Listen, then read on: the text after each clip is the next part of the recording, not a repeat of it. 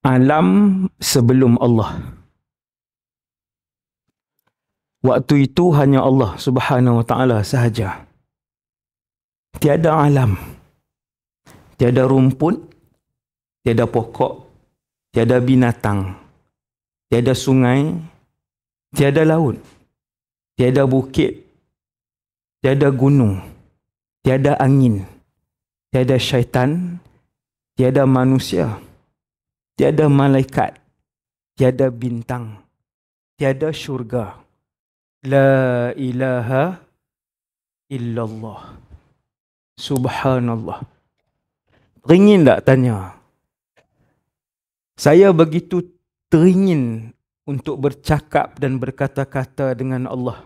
Untuk Allah kisahkan kepada saya bagaimana dulu Allah ketika dalam alam ini hanya Allah. Bukan dalam alam lah, kita nak sebut alam. Allah wujud dengan sendiri sebelum alam.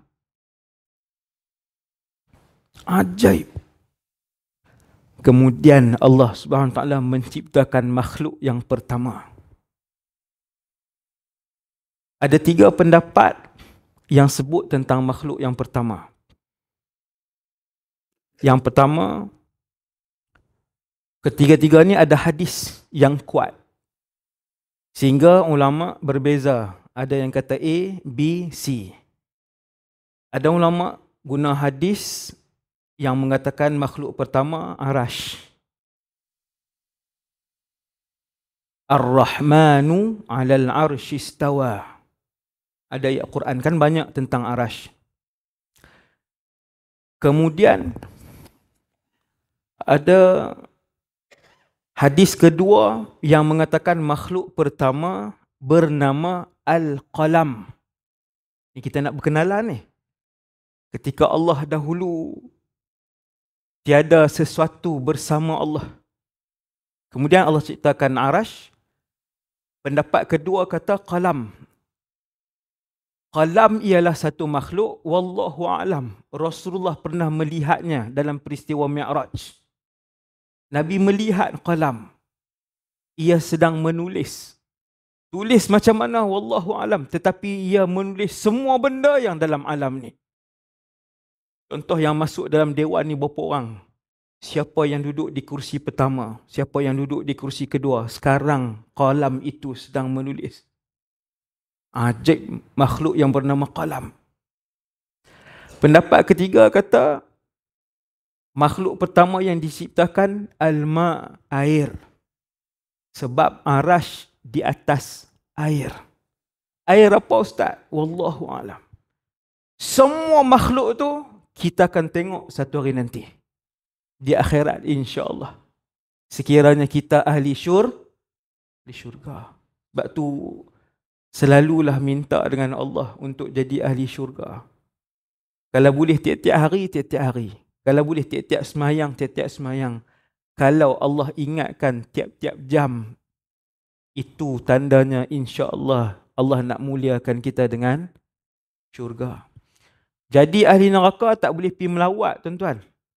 Jadi ahli neraka duduk dalam neraka tak boleh keluar diseksa hari-hari. Tapi jadi ahli syurga, kita nak melawat ahli neraka pun boleh.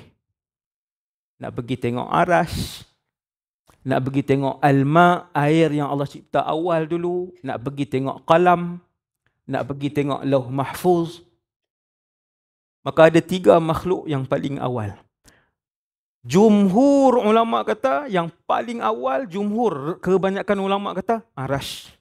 Dia adalah makhluk yang paling tinggi kedudukan, paling tinggi. Kan kita sekarang ada ni, kita ada tingkat 1, tingkat 2, lepas tu kemudian ada tingkat 7, kemudian ada langit, kemudian ada langit 1, ada langit 2, ada langit 3, langit 7, syurga 1, syurga 2, sampai syurga Firdaus atas sekali. Ulama sebut saqful kaun, bumbung alam ialah Arash. Saqful kaun al-arsyu. Bumbung seluruh alam ni Arash. Dia tiada benda di atas Arash. Tidak ada makhluk di atas Arash, tak ada. Dia yang paling atas sekali dan dia sangat besar. Tuan-tuan bayang kapal ni. Besar kan?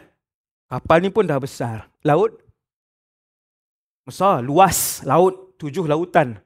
Bumi luas. Matahari lebih besar daripada bumi. Yang seperti matahari itu, bilangannya, yang macam matahari ni, bilangannya lebih banyak daripada pasir di 7 lautan. Ini fakta astronomi. Cuba guna akal. Yang terapung-apung seperti matahari itu, bilangannya, bilangan planet itu lebih banyak daripada pasir di 7 lautan. Subhanallah. Semua itu belum lagi langit pertama. Langit ada 7 lapis. Setiap lapisan 500 tahun perjalanan. 7 lapis langit, kata Rasulullah, letak di tepi kursi, bukan arash, kursi. Kursi di atas arash. 7 lapis langit yang maha luas tu letak tepi kursi, seperti sebentuk cincin perak, lontar di sebuah padang pasir yang luas. Kursi.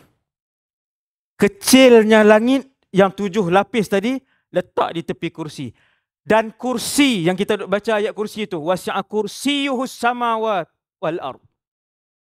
Kursi itu diletakkan di atas arash seperti mana sebentuk cincin yang